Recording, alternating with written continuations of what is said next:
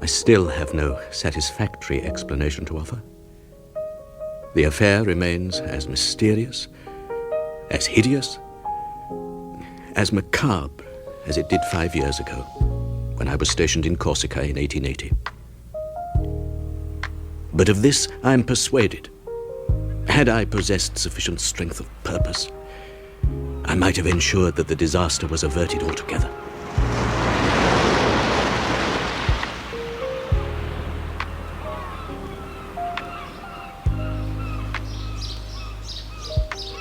Hello there, monsieur.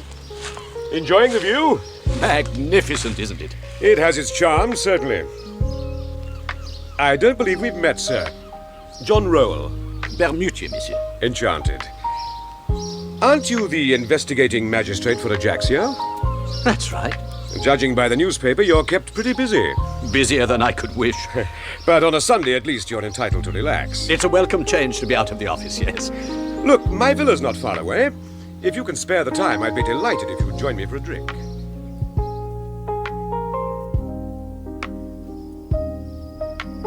What a charming courtyard, Sir John. I like it.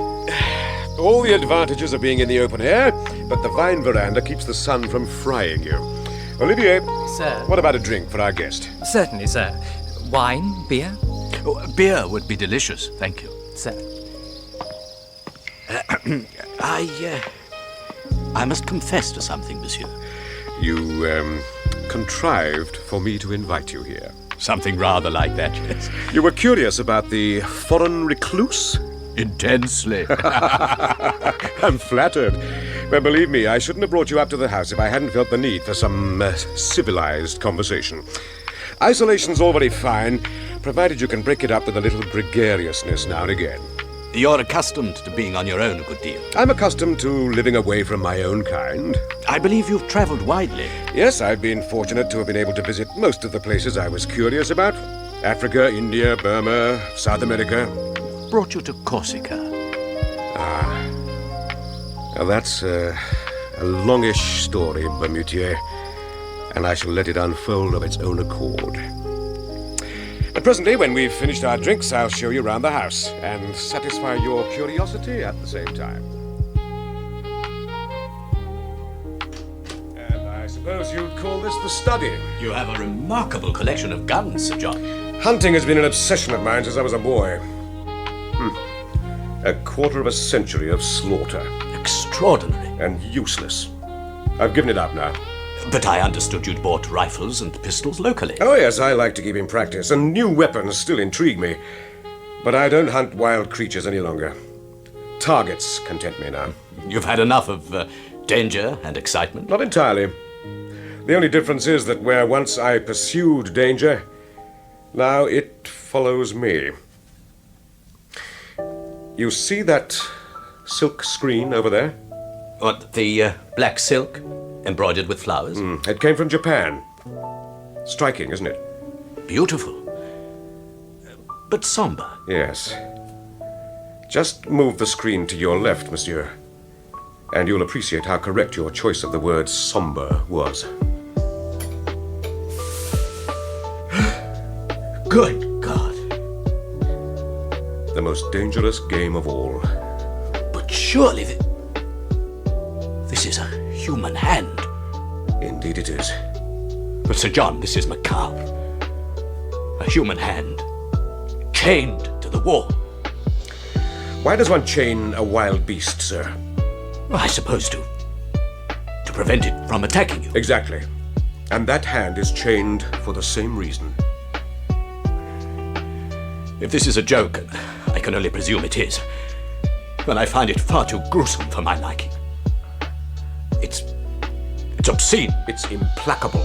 I must confess to being utterly bewildered. And shocked. Disgusted. And very properly.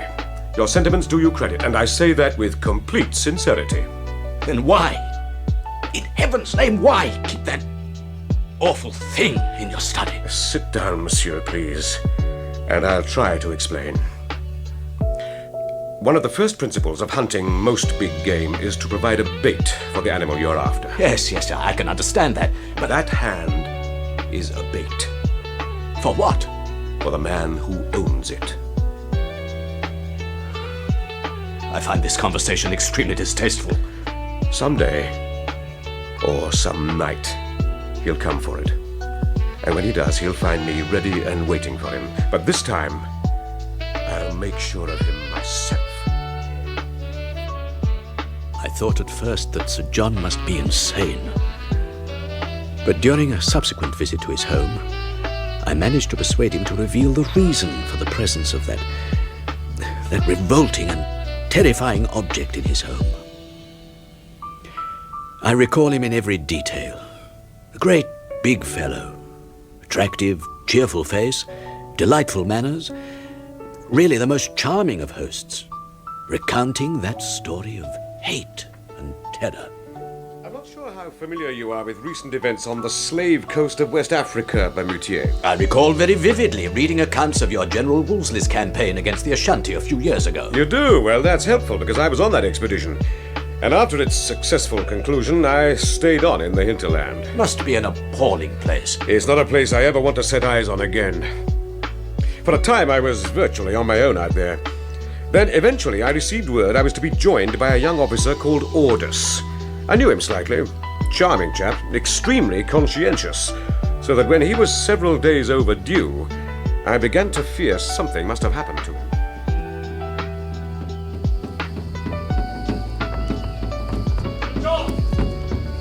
Here! I'm on the veranda. I'm very sorry I've been so long. There's been trouble at Fermana. What kind of trouble? Some scoundrel, a European apparently, has been trying to buy slaves. When the chieftain refused, the man shot him and beheaded him. Good God. Then he tried to burn down the entire village. The locals report he made for the hills. I was terrified he might have got here before I did. Now, you look played out, Order. Sit down and tell me about it. There's some lime juice over there. I can't tell you much more, except that the fellow's a Frenchman. The Ashanti and the Denkyera regard him with some kind of superstitious awe. They say he's a giant. But why should he come here? Our people at Cape Coast want him arrested and handed over to the French authorities in Dahomey. The Akim warriors want him because of his activities in their stamping ground, so he probably thinks he's safer in the hills. It's possible he'll come here hoping to buy weapons and ammunition. And if he can't buy them, he'll take them. He's a multiple murderer. Why should one or two more killings worry him?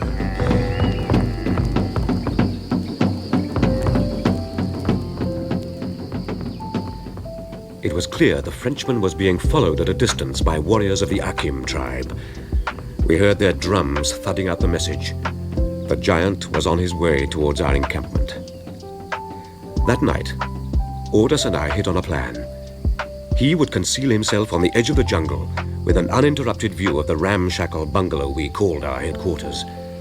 I would remain inside the bungalow, in darkness, and wait for our man. Ascaris would guard the rear. He came shortly after dawn.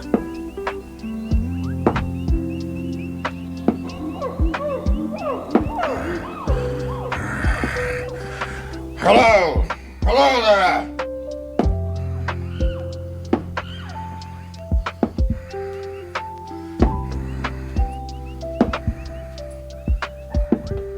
Hello! Anyone here? He came into that desperate, dank little room, and I was afraid. For the first time in my life, I was truly afraid. There was this huge man. Massive shoulders and powerful forearms. Long, talon-like fingers. Lank black hair. Black, intense eyes. And that low, harsh breathing. Anyone about? Behind you. What? Drop the rifle. Go on, drop it! Hands on your head. Now! The following day, Ordus, with 6 Ascaris, set off for Cape Coast with the Frenchman, Chavan. He was to be tried, convicted, and executed on French territory. I should have gone with them, of course, but I was still gathering my strength after a bad attack of malaria. A week later, a single Ascari returned, terrified and exhausted. He said that one night while they were camping, Chavan had snapped the necks of the two Askaris on watch, shot orders with his own carbine, and made off into Denkyira territory.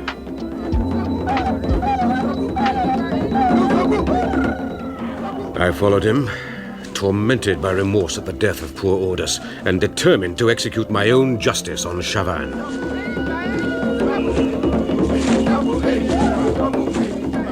One of the Askaris had hurled an assegai at the Frenchman and wounded him in the leg. Otherwise, I should never have overtaken him.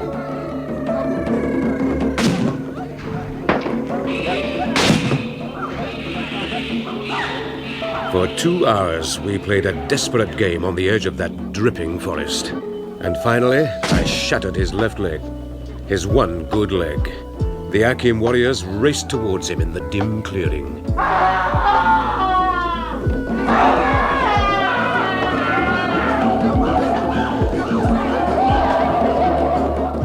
Then they brought Chavan to me. Grinning, they were every man jack of them, with delight and pride. They had cut off Chavan's right hand and were presenting it to me as a trophy.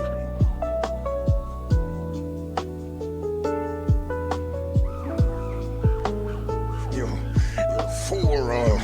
You'd have done better to kill me cleanly. Through the heart. This mutilation was none of my ordering. It's done. My hand is off.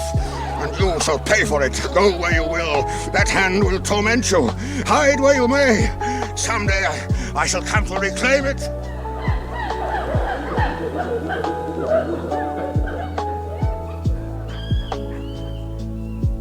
What a hideous story. But what on earth possessed you to keep the hand? Face, a matter of pride. Chavan had issued a challenge that I had to accept. But surely he must have died almost at once. Shock, loss of blood. The Akim took him, they deserved no less, and flung him into Ruwu Swamp just about sunrise. On the way down to Cape Coast with Harry Order's body, one of the Askaris was strangled during the night. Chavan's amputated hand was at his throat. What? Thereafter, I chained it, as you see it now. But why here? Why Corsica? I learned in Dahomey that Chavan was a native of Corsica. I knew about the power of the vendetta in Corsica, and I came here to face it. I tell you, Bermutier, that hand still lives. It has smashed priceless ornaments. It has strangled 2 of my dogs, and it's waiting to destroy me. But I shall meet Chavan on his home ground, and, God willing, destroy him first. You're saying that a dead hand can have life of its own? That it's capable of moving and functioning? Of killing? What other explanation can there be? Have you ever seen it actually move of its own volition? I have seen only the results of its movements. How long has this man of yours, Olivier, been with you? Oh, you're not suggesting that he could have anything to do with all this? I'm suggesting, my dear Sir John, that there has to be some human explanation for these atrocious acts.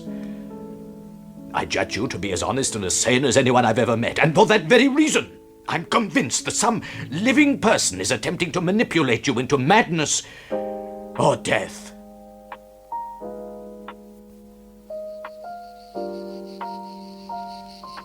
Olivier. Monsieur. Sit down, Olivier. I want to talk to you. You'll forgive me for asking you the questions I must ask when I tell you that they're occasioned only by my concern for your master's safety. I, too, am concerned for Sir John, monsieur. Then we have a common aim. How long have you served your master? Almost 5 years. What were you doing before that? I was with another English gentleman, Monsieur Charles Vaughan. He was a member of the British Parliament and a friend of Sir John's. Why did you leave Mr. Vaughan's service? He died of pneumonia, monsieur. At that time, Sir John had just returned from Africa and was helping to put Monsieur Vaughan's affairs in order after his death. He asked me if I would like to enter his service. I had no other employment to go to, so I accepted the offer. And how'd you get on, the two of you? You can be frank. I admire and respect Sir John. He's a thoughtful and generous master. I know how generous he is. What do you mean? When we first came to Corsica, Sir John drew up his will. He read it out and asked me to be one of the witnesses. In the event of his death, he has left me a useful competence for the rest of my life. Are you prepared to tell me who receives the bulk of his fortune? This could be very important, Olivier. His younger brother, who already enjoys a considerable fortune in his own right. Monsieur Bermutier, there can be no possible connection between that gentleman and the mysterious events here in Corsica.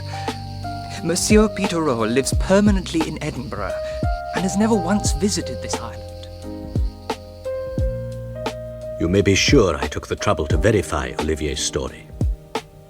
All he had told me was true. Sir John himself corroborated his servant's statements, and I was satisfied that Olivier could have had no hand in the depredations that Sir John had described. Olivier was a loyal and honourable man, and over the next few months, during which Sir John had not left the grounds of his villa, I had every reason to be thankful for his obvious concern for his master's well-being. Bermutier, my dear chap. Come and sit down, do. What a delightful surprise. Sir John, I hope you'll forgive an unsolicited call. Nonsense. It's good to see you again. Oh, you've lost weight since I was last here. You're looking rather fine-drawn. Keeping fit, are you? Oh, out and about most of every day. Don't know when I've had more exercise. But the nights, are you getting enough sleep? Well, as to that, I must say I have had difficulty getting off to sleep for a week or two. But Olivier's decided to start giving me a brandy toddy before I turn in. That should do the trick. You're having nightmares? Not nightmares, no. No, but I find I'm becoming increasingly tense. Keyed up for something that never happens. Now look, Sir John. If you were to lead a normal life, you'd have, 30 or more good years ahead of you? Why jeopardize that by living here in isolation with that thing in your study? If you must live in Corsica, why not rent a house in Ajaccio? Live amongst ordinary people. Let me try to explain what I have in mind. When I came to Corsica, I determined to stay here in this seclusion for sufficient time to lay that damned ghost of Chavannes forever. I decided that a year and a day, that absurd legal period we occasionally use in English law, would be ample time for whatever it might be to move against me. I must not give up now, when the end is so close. A year and a day. When does it expire? Next Friday, at midnight. Well, sir, you must do as you think fit. But promise me one thing. What's that? That next Saturday you'll join myself and a few other friends for the biggest celebratory dinner you've ever had. Delighted, if I can choose the wines. Oh.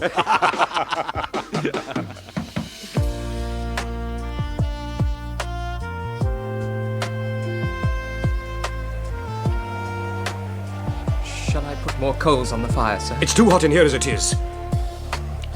The fire will do very well, Olivier. That clock, it's the correct time, isn't it? It is, sir. I checked it against the one in the dining room not half an hour ago. So, 10 minutes more, and we can burn that wretched hand on the fire. See it out of our lives for good. Why not burn it now, sir? What's that? Oh, the wind appears to have dropped, sir. And I think the rain's slackened. All right, Olivier. You can go. Oh, please let me stay. I want you to go, now! If nothing happens within the next few minutes, then I would rather look a fool to myself alone. If Chavannes should come back, I don't want your death on my conscience. I'd rather stay and chance it with you. I appreciate your loyalty, but you have obeyed me implicitly until now. Don't spoil our relationship by trying to argue with me. Very well, sir. Pass me the revolver. Thank you. I shall wait in the hall, sir. I have my own gun. Very well, if you must. And if you hear anything at all to worry or disturb you, take the grey and ride straight to Monsieur Bermutier. He'll know what to do. Now you understand me, don't you? On no account are you to attempt to enter this room alone unless you hear me specifically request you to do so. Now, go. I shall lock and bolt the door once you're outside. Very good, sir. Good night, sir. Good night, Olivier.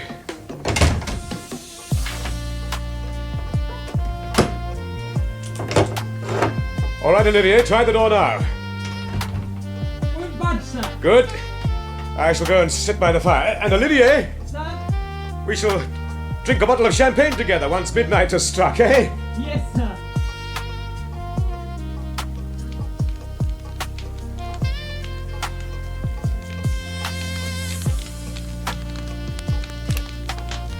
Revolver fully loaded. Safe to catch off. I shall be laughing at all this tomfoolery tomorrow morning.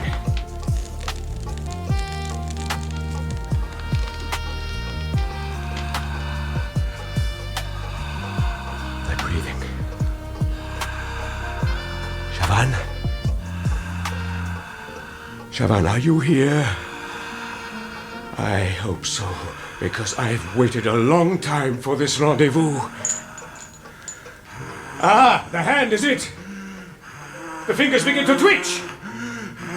Is your owner close by? Come on, Chavan! Show yourself like a man! The hand is free! Chavan!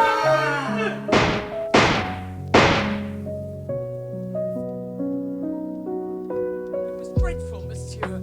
There was a terrible scream, and then I heard nothing more. When was this? Just before midnight, sir. And you've tried the door, of course. It's locked and bolted from the inside, sir. You did the right thing in bringing me here, Olivier.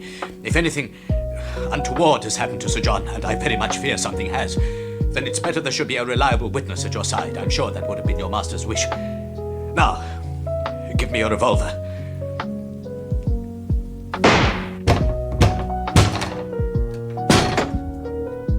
Sir John! Sir John!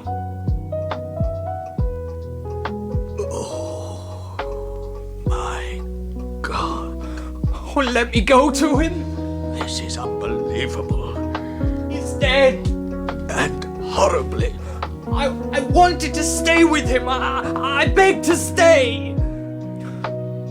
Look at his throat, Olivier. As if he had been strangled by a skeleton. The hand. It's gone. The ring's been torn from the wall. Then where is it? Where is the hand? His mouth.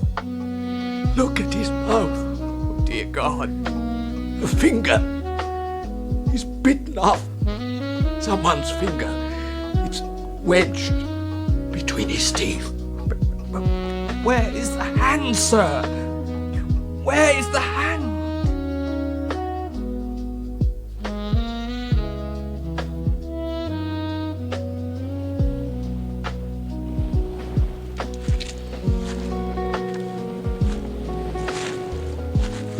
I think Sir John would have approved of his last resting place. But there's something odd about it, Olivier. In what way, monsieur? Well, listen. Just listen. I hear nothing. Except the surf in the distance. Exactly. Everywhere else, birds and insects fill the air with sound. Here, nothing. You're right, sir. It's uncanny. Yet I don't remember this absolute silence when your master was first buried here.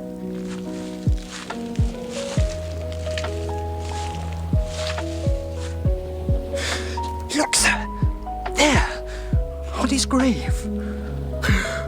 Oh, my God! My God, the hand that was never found. And the forefinger is missing. This is a nightmare. And there's something else, Olivier. Look! Gouged into the earth by the grave. What, sir? What? A word. The name. Chavan.